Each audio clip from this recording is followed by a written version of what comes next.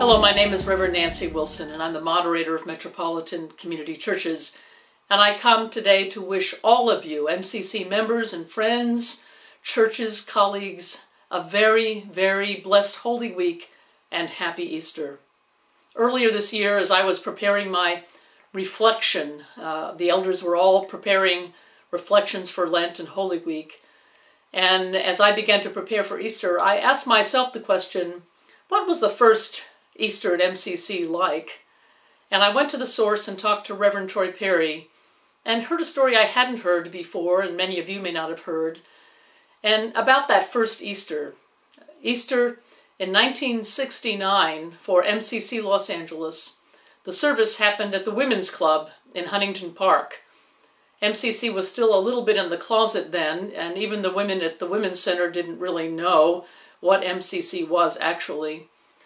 But they were sort of pushed a little bit out of the closet during that time for a number of reasons.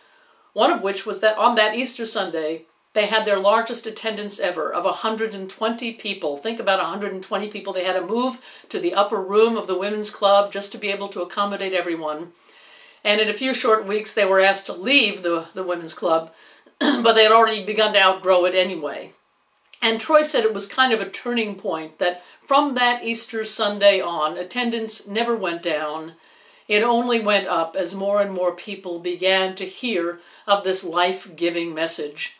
It was also during this time that Troy tells the story in his books and accounts of his life that Howard Eflin, a gay man who was a nurse in the community, who was beaten to death by the vice cops in Los Angeles. In those days, the LAPD had a reputation for being very brutal, even for being racist, for being homophobic in so many ways. And they literally beat this man to death in a hotel. And it was a moment of radicalization for Reverend Perry and for others, activists in the community at that time. This was, of course, before Stonewall, about 6 or 7 months before the Stonewall riots occurred. But people were so outraged at the death of Howard Eflin that his inquest was held actually on Good Friday that year. Troy attended the inquest with others, and he said just hearing about that brutal murder by the government, by the police, was enough to radicalize Reverend Perry. And so his sermon on that Sunday morning, the title of his sermon was, "The Stone of Ignorance is Rolled Away from the Tomb of Truth."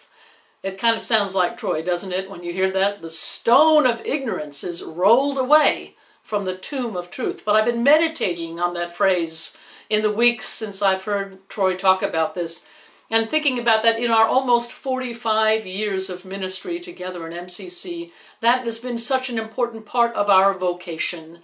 It is really rolling away that stone of ignorance. And of course, we don't roll that stone away by our own. It is really the hand of God that rolls that stone away, sometimes with our help, or we hope with our help.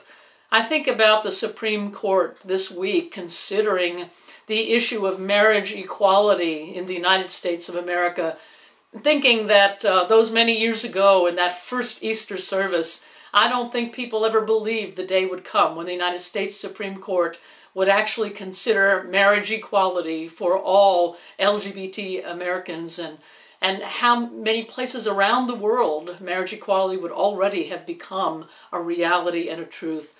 It is true that rolling away that stone of ignorance is what it is all about, because those who really don't understand what it means to be who we are, what it means to have our struggles, what it means to yearn for full inclusion, for human rights, are really burdened by ignorance in so many ways. And we know that truth, as long as it is entombed, cannot really set us free.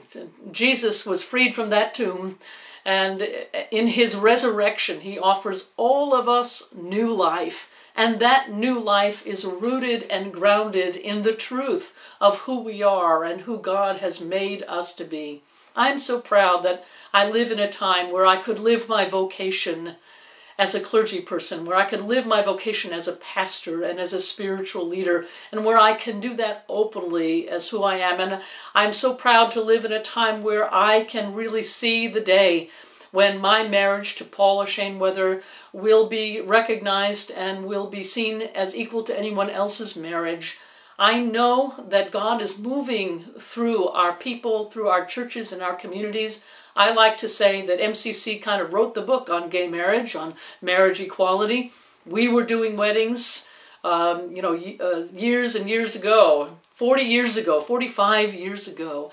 And I know that helping people to overcome ignorance and overcome their sense of injustice is what we're all about.